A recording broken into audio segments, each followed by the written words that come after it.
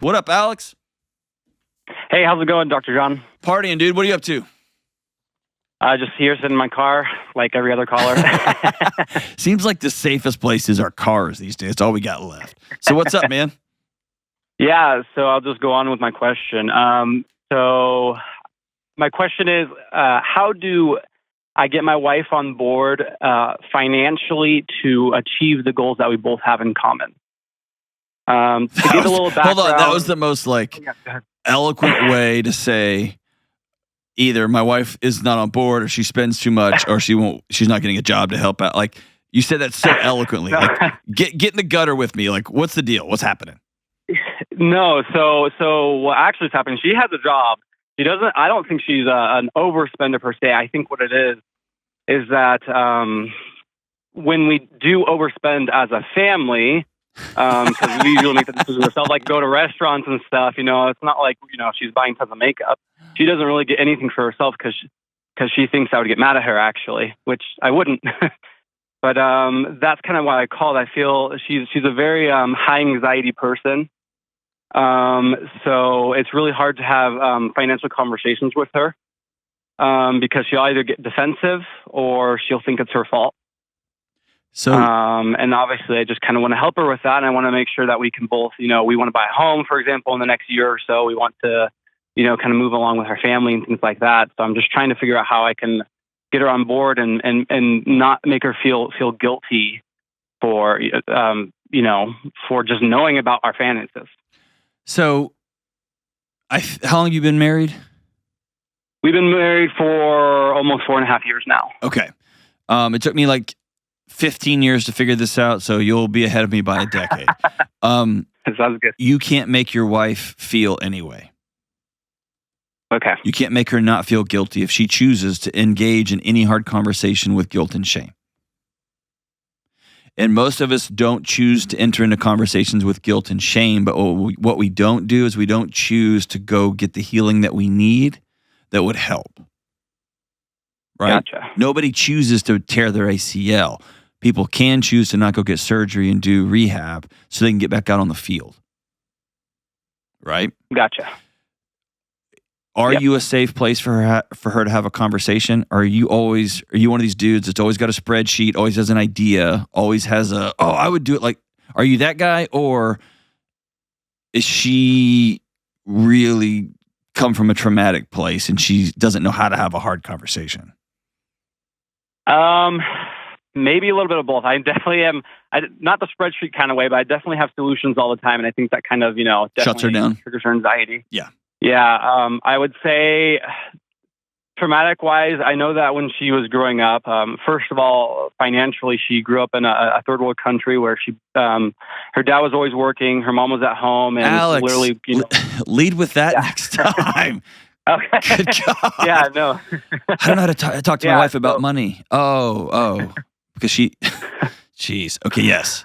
Huge. Yeah. Thing. That's why she has she barely had, her family barely had enough money to get by. Yes. So that definitely has to play into it for sure. So anytime that we talk about it, and financially right now, we are doing really good. We have a very, very good savings account. We're actually saving for a house right now, trying to get 20% down. So we're good financially, but we want her to stop working because we want to have a second child. And I just want her to make sure that we're both in on the same page before we take that step and say, hey, here's the problem. There are certain things that we can do and can't. Here's the problem. Same page for her is an emotional connectivity and mutual vulnerability. Same page for you is a spreadsheet of when we're going to pay off what and how much we're going to have saved by this date. Yep. And she can't connect. You are like a plug that has those child plugs in it. And she has been banging her end of the plug, trying to plug it into the wall for so long, she just quit. Gotcha. Right? And so if I'm you, here's how I would start this conversation. I would take her out. And I would tell her, for 4.5 years, I've loved you, and I've loved you in the way that makes me feel safe. And I'm sorry. And you might say, John, I don't have anything to be sorry about. You're right. You didn't do anything on purpose. Yet here we are. Okay. Right. You didn't do anything malicious or try to hurt your wife. In fact, you've been trying to love her for 4.5 years. Right. Fair? That's fair. Yes. What most of us do is we try to love the person next to us in the ways that we want to be loved. And when it doesn't work, we just try that harder. Instead of giving up our need for it, we need to be loved in this way and saying, I love you and I want to be a safe place. And you're real smart. And so you tell me when you want my advice on something. Otherwise, I'm just going to listen to you because I love you and I know you're brilliant. Gotcha. And often our wives come to us, and it sounds like your wife's similar to mine. She's way smarter than me. So when she's telling me about challenges she's having, she's not looking for a solution. Yeah. I called my buddy who's a finance whiz in Texas the other day, and I was like, hey, do this and this and this. I was asking for his help. And he responded with, you need to do this, move this over here and do this. And I was like, cool. If my wife called me with that exact same question, she would not be asking for my wisdom. She would just say, I want you to be with me. Here's what's going on in my life. Gotcha. And she would need me to say, that sucks and I'm sorry. Often, anxiety is relieved when people feel connected, anchored in. And right now, I think from what I'm hearing is your wife's coming from a place of scarcity. So money is going to the conversation is going to take time to heal. I did not grow up in a third world country, but I grew up in a home where money was very tense, very anxious, very tight all the time. And so it was a great source of anxiety for me for ages. And so I had to go back to the numbers and I had to start ignoring my body's response to money and just look at the numbers. It just took me a long time to learn that, okay? The bigger picture, though, is does she feel like she's got a safe teammate that she can do life with and not perform for you? Because I feel like she's probably feeling like she's performing as a wife, and anytime it's like, oh man, we didn't make the budget goal this month, she takes that, she feels that as though you just judged her performance as a wife that month. Is that fair? That is fair. I'll tell you, John, that this goes beyond money, and there's been times when she said that to me, and what's that? I've where she said, like, I don't remember exactly the words that she says, but it is along those lines where she's basically just like kind of reaching out for help type thing. Like I want to connect with you. I want to be able to open up to you, and I think my issue is that when she says that, I ask her, well, can you give me a specific thing I can do? That's the most male husband answer you can give. Yeah. And I know I'm overgeneralizing and stereotyping gender. I know. And I'm right. That is like, okay, give me 4 specific examples on how I can be more emotionally, right? That's exactly it. Yeah. So here's a way I want you to reverse engineer it, okay? Here's your homework assignment with her.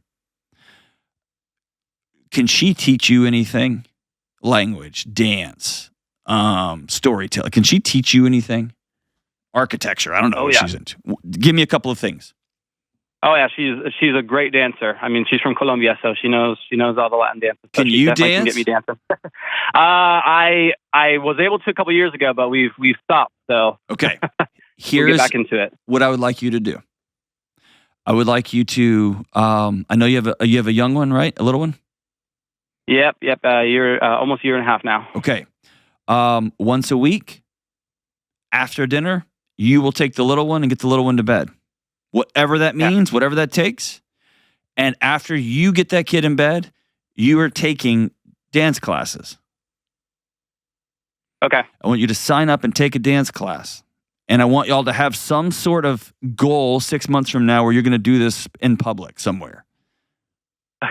Okay? I want her to take the lead on something where you are in submission, where she is the honcho. Here's part 2. I want her to make a syllabus for you. What are her 4 favorite books of all time? What are her 4 favorite movies of all time? What are her 4 favorite records, like music CDs? And I know I'm making myself sound like I'm 1,000 years old. Like artists. And I want you for the next 6 months to get a master's degree in your wife. Okay.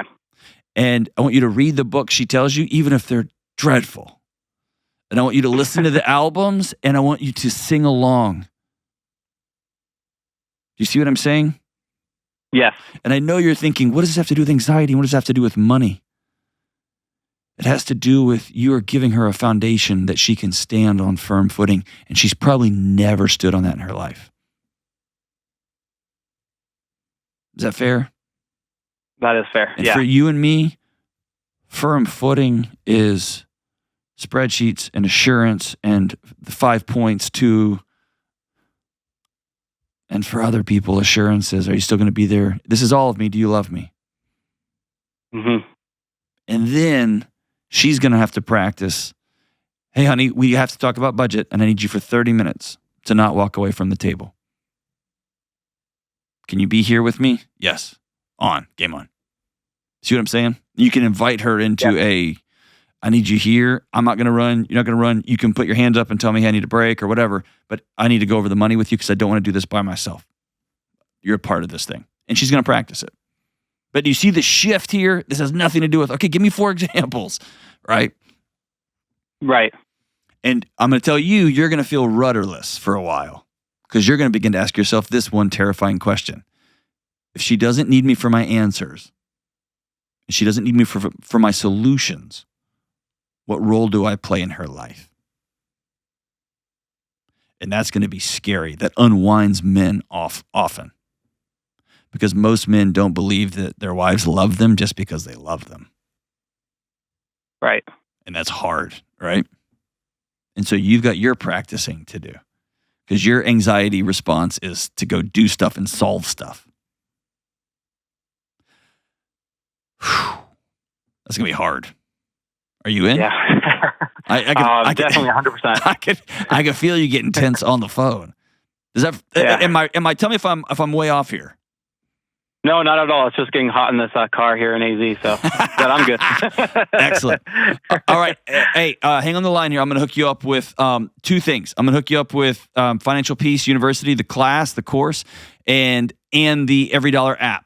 I'm going to hook you up. In fact, you can go to, everybody listening, you go to everydollar.com/Delony, and you can get hooked up with the app. You can sign up for, I think it's 30 days or a couple of months, something like that. But I'm going to hook you up, Alex, for a year with the premium version of it. I want you to use it, and it's just a phone app that can keep y'all connected and give y'all an avenue to talk about money. Also, watching these videos, they're just fun. They're informative. They're, people running all over the stages and whatnot, but they're going to give you a common language. And I'm going to send you a copy of Building a Non-Anxious Life. Y'all can read that together, and it can be the roadmap for your home. About get friends over, about dealing with health, about taking care of your baby, of all those things that we're going to do together. And remember, if your wife grew up in a third world country, things were very hard, things were very sketchy, things were very scary, things were very insecure, she's going to have to practice living in a more stable environment. And at the same time, she's going to have like some deep existential guilt. Why me? Why did I get out? What about my friends? What about my family? That's going to be part of her arc, part of her growth story. And lucky, she's got you who's not going to try to solve all that for her, but that's going to be by her side every step of the way. I'm grateful for you, Alex. Appreciate you, man.